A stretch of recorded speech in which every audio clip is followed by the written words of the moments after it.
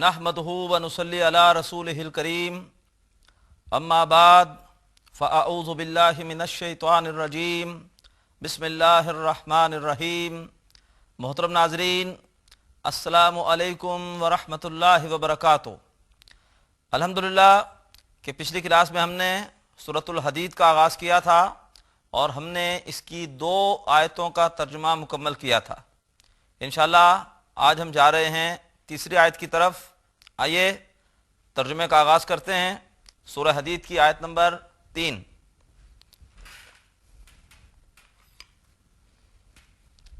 آیت نمبر 3 میں اللہ نے فرمایا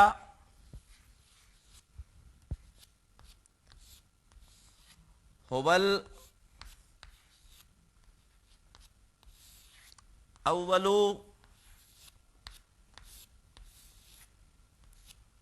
والآخر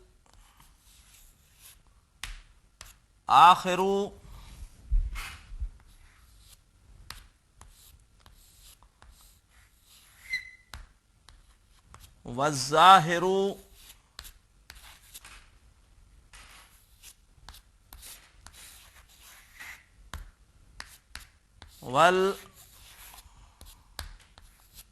والباطن۔ هُوَ الْأَوَّلُ آسان ترجمہ ہے وہی پہلا ہے، اول پہلا، والآخر اور وہی آخری ہے۔ اول بھی وہ ہے، آخر بھی وہ ہے۔ جب کچھ نہیں تھا تب بھی اللہ تبارک و تعالی ہی تھا، اور سب کا سب فنا ہو جائے گا۔ کل من علیہا فان، جو بھی زمین پر ہے، کائنات میں ہے، سب فنا ہوگا۔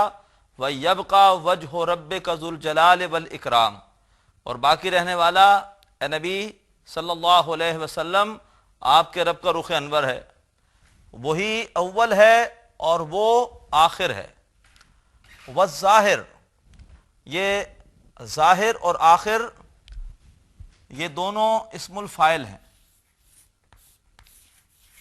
ثلاثی مجرد میں اسم الفاعل کا وزن ہوتا ہے فاعلن۔ تو اگر مادہ ہمارے پاس ہو حمزہ، خا اور را، تو اس سے بنے گا آخرن۔ اسی طرح سے اگر مادہ ہو ضا، ہا اور را، تو اس سے بنے گا ظاہرن۔ مادہ اگر ہو با، پا اور نون، اس سے بنے گا باطنن۔ یہ آخر، ظاہر، باطن یہ سب اسم الفاعل ہیں۔ هُوَ الْأَوَّلُ وہی پہلا ہے، والآخر اور وہی آخری ہے، یہ واو عطف کا کہلائے گا۔ والظاہر اور وہی ظاہر ہے، اپنے صفات کے اعتبار سے، اپنے شدت ظہور میں وہ پوری طرح سے ظاہر ہے۔ والباطن اور وہی مخفی ہے، اس کی ظہور کا شدت اتنا زیادہ ہے کہ وہ ہماری نگاہوں سے اوٹ میں ہے۔ جیسے سورج جب اپنے پورے ظہور کی شدت پر آتا ہے تو ہم اسے نہیں دیکھ پاتے، اور اس سے کہیں زیادہ مثال ہوگی خالق باری تعالیٰ کی۔ هُوَ الْأَوَّلُ وہی اول ہے، والآخر اور وہی آخر ہے، والظاہر اور وہی ظاہر ہے، والباطن اور وہی چھپا ہوا ہے، وہی مخفی ہے۔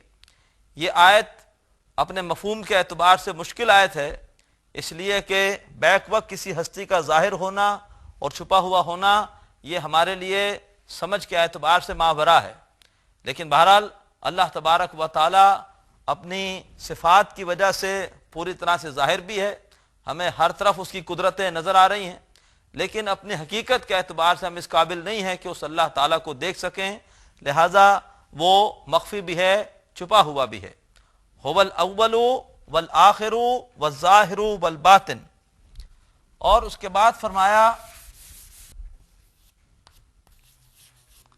وَهُوَ بِكُلِّ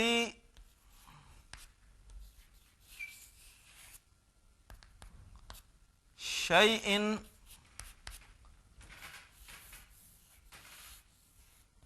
علیم وہو بکل شیء علیم، اور وہ ہر چیز کا، یہ کل شیء پچھلی آیت میں بھی آیا تھا، وہو علی کل شیء قدیر، وہاں پر علی حرف جار تھا، یہاں پر با حرف جار ہے، وہو بکل شیء، اور وہ ہر چیز کا علیم علم رکھنے والا ہے۔ علیم مادہ ہے عین لام اور میم، اور یہ فعیل کے وزن پر ہی اسم الصفہ ہے، یہ کئی مرتبہ اس وزن پر صفات آ چکی ہیں، یہ صفات مبالغے کی ہوتی ہیں، وہ ہر چیز کو خوب جاننے والا ہے۔ کل شیء پر پچھلی کلاس میں گفتگو ہو چکی ہے، کل ہمیشہ مضاف بن کر آتا ہے، اور شیء اس کی وجہ سے مضاف الیہ ہے، وہی پہلا ہے، وہی آخری ہے، وہی ظاہر ہے، اور وہی چھپا ہوا ہے، اور وہ ہر چیز کا علم رکھنے والا ہے۔ یہ آیت اپنے مفہوم کے اعتبار سے بہت ہی گہری آیت ہے۔ آئیے آیت نمبر 4 کی طرف چلتے ہیں۔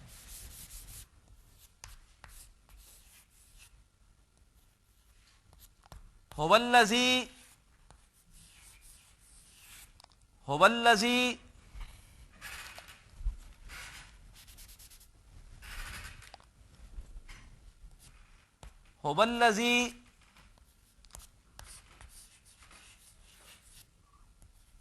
خلق السماوات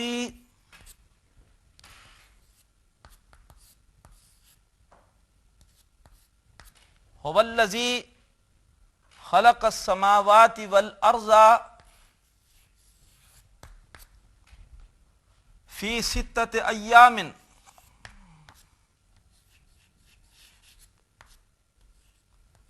فی ستۃ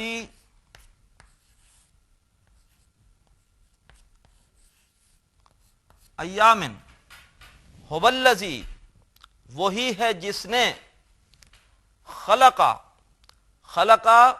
ماضی کا پہلا صیغہ ہے، مادہ ہے خا لام اور قاف، باب نصرہ سے آتا ہے، خلقہ یخلقو، نصرہ ینصرو، خلقہ یخلقو، وہی ہے جس نے بنایا، السماواتی، السماواتی یہاں پر مفعول ہے، آسمان، یہ کئی مرتبہ آ چکا ہے، سماء ان کی جمع سماوات، وہی ہے جس نے، الذی اس میں موصول، یہ بھی اس سے پہلے آ چکا ہے، وہی ہے جس نے خلقہ بنایا، السماواتی آسمانوں کو، والارض اور زمین کو، زمین بھی مفعول ہے، دو مفعول ہیں، واو عطف کا ہے، سماوات اور عرض کے درمیان، وہی ہے جس نے بنایا آسمانوں اور زمین کو، فی ستۃ ایام، یہ پورے کا پورا تو مرکب جاری ہے، فی حرف جار، ستۃ ایام یہ مجرور، البتہ جو ستۃ ایام ہے اس کو کہتے ہیں مرکب عددی، مرکب عددی، ستہ عربی میں کہتے ہیں 6 کو، اور ایام یہ اس سے مراد یوم کی جمع مکسر یوم کی دن، فی ستۃ ایام، ستہ معنی 6، ایام کے معنی دن، 6 دنوں میں، فی ستۃ ایام 6 دنوں میں، وہی ہے جس نے بنایا آسمانوں اور زمین کو 6 دنوں میں۔ مرکب عددی میں یہ عدد ہے 6 اور یہ معدود ہے ایام، اور نوٹ کیجئے کہ 3 سے لے کر 10 تک جو بھی عدد ہوتا ہے اس کا معدود وہ جمع میں ہوتا ہے اور حالت جر میں ہوتا ہے۔ نوٹ کیجئے کہ 3 سے لے کے 10 تک جو بھی عدد ہوتا ہے اس کا معدود جمع ہوتا ہے اور حالت جر میں ہوتا ہے، تو 6 دنوں میں وہی ہے جس نے بنایا آسمانوں اور زمین کو، فی ستۃ ایام 6 دنوں میں، فی ستۃ ایام، ثم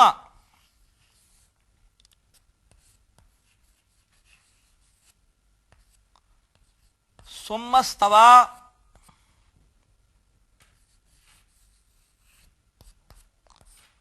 अलल अर्शी,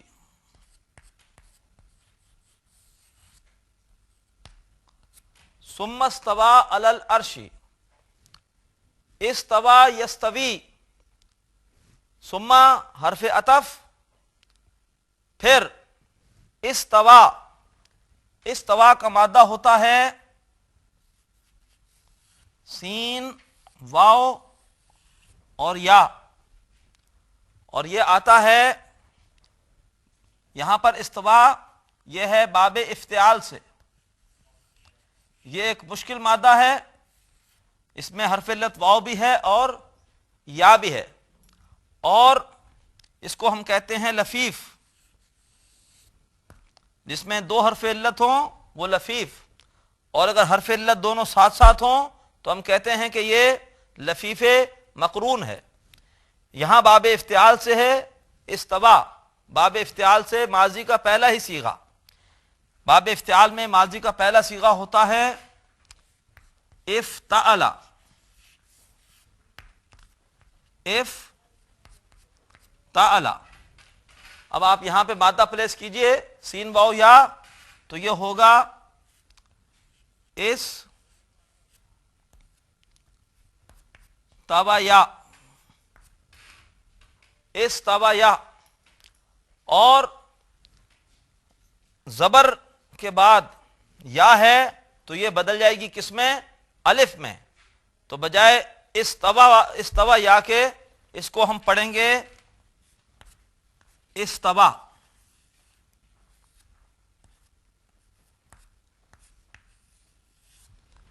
जबर के बाद या थी और या तब्दील हो गई किसमें, अलिफ में, तो ये है इस्तवा। इस्तवा यस्तवी का मतलब होता है किसी चीज पर जमकर बैठना। तो सुम्मस्तवा, फिर वो बैठा, मुतमक्किन हुआ, अलल अर्शी, अर्श पर। अर्श के माने तख्त, तख्त हुकूमत। सुम्मस्तवा, फिर वो बैठा, अलल अर्शी, तख्त पर। दोबारा तर्जुमा सुन लीजिए पूरे आयत का। हुवल्लज़ी खलक़स समावाति वल अर्ज़ा फी सित्तति अय्याम, वही है जिसने बनाया आसमानों और जमीन को फी सित्तति अय्याम, 6 दिनों में। सुम्मस्तवा, फिर वो बैठा, अलल अर्श, तख्त पर, फिर वो बैठा तख्ते हुकूमत पर। उसके बाद आगे चलिए।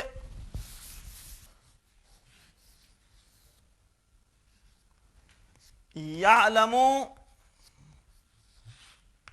मा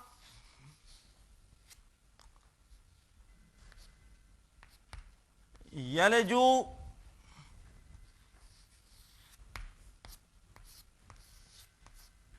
फिल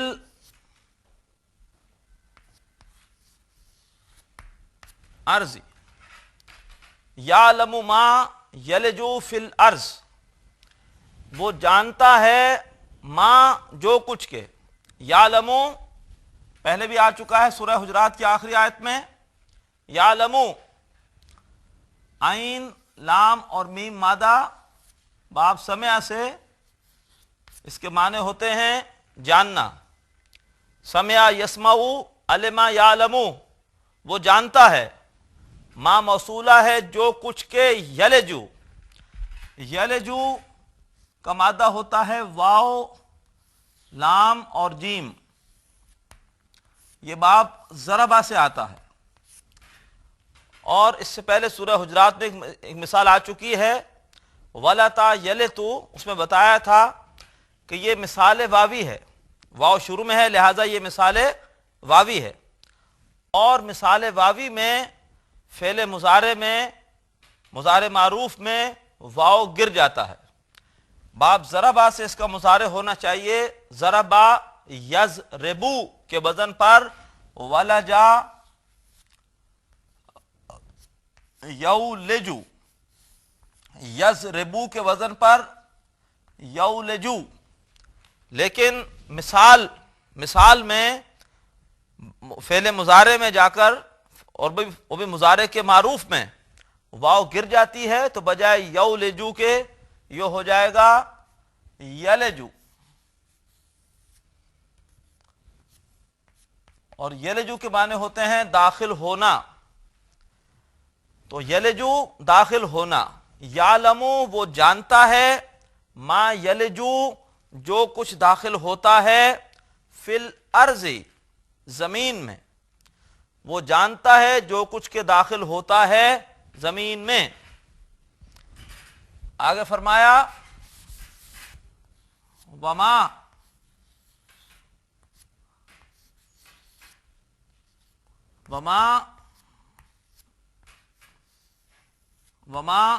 یخرج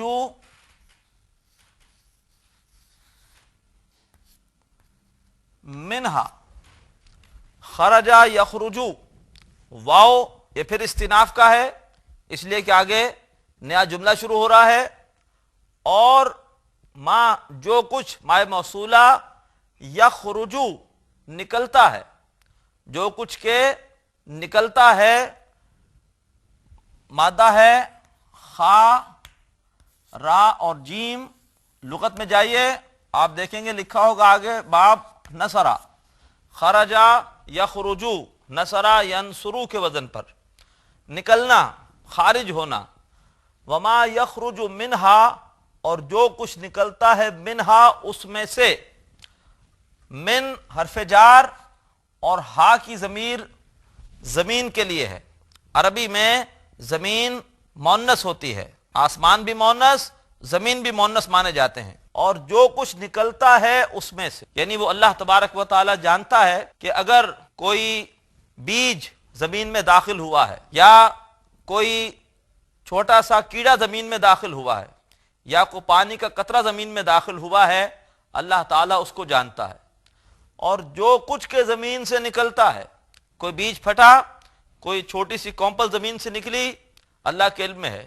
کہیں کوئی چھوٹا سا ننھا کیڑا زمین سے اس سے سر باہر نکالا، وہ اللہ تعالیٰ کے علم میں ہے. وہ جانتا ہے جو کچھ کے داخل ہوتا ہے زمین میں اور جو کچھ کے نکلتا ہے اس سے. آگے فرمایا وما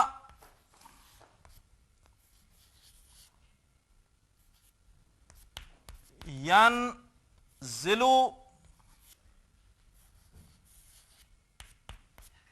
من السماء. وما ينزل من السماء، واو استناف کا ہوگا، اس لیے کہ اگلا جملہ شروع ہو رہا ہے ما اور جو کچھ کے. ینزلو مادہ ہوتا ہے نون، زا اور لام، اور یہ باب ضربہ سے ہوتا ہے نزلہ ینزلو، اور یہ مضارع کا پہلا ہی صیغہ ہے، نازل ہونا، اترنا. وما ینزلو اور جو اترتا ہے من السماء آسمان سے، اور جو نازل ہوتا ہے آسمان سے. اور اس کے بعد فرمایا وما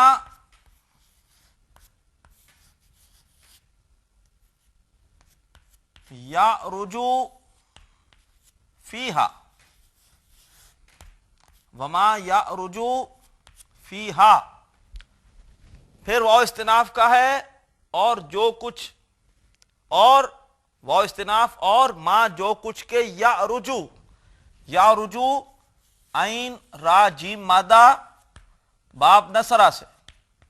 اس کے معنی ہوتے ہیں عروج حاصل کرنا، بلند ہونا. اور ارجا یعرجو یہ بھی مضارع کا پہلا صیغہ ہے. وما یعرج فیہا اور جو کچھ کے عروج اختیار کرتا ہے، چڑھتا ہے. فیہا یہ مرکب جاری ہے، فی حرف جار اور ہا کی ضمیر آسمان کے لیے ہے، آسمان میں. اور جو کچھ کے چڑھتا ہے آسمان میں. پوری آیت کا ترجمہ ہوگا وہ جانتا ہے جو کچھ کے داخل ہوتا ہے زمین میں اور جو کچھ کے نکلتا ہے اس سے، اور جو کچھ کے نازل ہوتا ہے آسمان سے، اور جو کچھ کے چڑھتا ہے آسمان میں، آسمان کی طرف. جو بارش نازل ہوتی ہے اللہ اس کے ہر قطرے سے واقف ہے. جو بخارات آسمان کی طرف چڑھتے ہیں اللہ اس سے واقف ہے. فرشتے جو احکامات لے کر آتے ہیں زمین کے لیے اللہ اس سے واقف ہے. اور زمین سے جو بھی یہاں کی رپورٹیں اور ہمارے اعمال کی خبریں اوپر جاتی ہیں اللہ اس سے واقف ہے۔ محترم ناظرین، ہم سورہ حدید کی آیت نمبر 3 کا ترجمہ کر رہے ہیں۔ طویل آیت ہے، کچھ حصے کا ترجمہ ہم نے کر لیا، اور اللہ تبارک و تعالیٰ کی صفت علم بڑی شان کے ساتھ اس آیت میں بیان ہو رہی ہے۔ انشاءاللہ بقیہ حصے کا ترجمہ ہم اگلی کلاس میں کریں گے۔ اللہ تبارک و تعالیٰ ہمیں قرآن مجید کا فہم اور اس پر عمل زیادہ سے زیادہ عطا فرمائے۔ آج اسے پر اکتفا کر رہے ہیں۔ وآخر دعوانا ان الحمد للہ رب العالمین۔ ناظرین، ابھی آپ نے پروگرام عربی گرامر برائے قرآن فہمی کا لیکچر نمبر 36 ملاحظہ فرمایا۔ اب آپ کے سامنے اس لیکچر سے متعلق سوالات پیش کیے جا رہے ہیں۔ ان سوالات کے صحیح جواب دینے والے ناظرین کو کیو ٹی وی کی جانب سے کورس کے اختتام پر سرٹیفکیٹس دیے جائیں گے۔ سوالات یہ ہیں۔ پہلا سوال ہے، 3 سے لے کر 10 تک اعداد کے لیے مرکب عددی میں معدود، جمع اور ڈیش ہوتا ہے۔ اے مرفوع، بی منصوب، سی مجرور۔ دوسرا سوال، استوا کا مادہ ہے اے سین واو یا، بی سین تا یا، سی سین تا واو۔ تیسرا سوال، مثال واوی میں ڈیش میں واو حذف ہو جاتا ہے۔ اے مضارع معروف، بی مضارع مجہول، سی مضارع منصوب۔ چوتھا سوال، ینزلو باب ڈیش سے ہے۔ اے نصرہ، بی سمعہ، سی ضربہ۔ محترم ناظرین، سوالات ایک بار پھر سماعت فرمائیے۔ پہلا سوال ہے، 3 سے لے کر 10 تک اعداد کے لیے مرکب عددی میں معدود، جمع اور ڈیش ہوتا ہے۔ اے مرفوع، بی منصوب، سی مجرور۔ دوسرا سوال، استوا کا مادہ ہے اے سین واو یا، بی سین تا یا، سی سین تا واو۔ تیسرا سوال، مثال واوی میں ڈیش میں واو حذف ہو جاتا ہے۔ اے مضارع معروف، بی مضارع مجہول، سی مضارع منصوب۔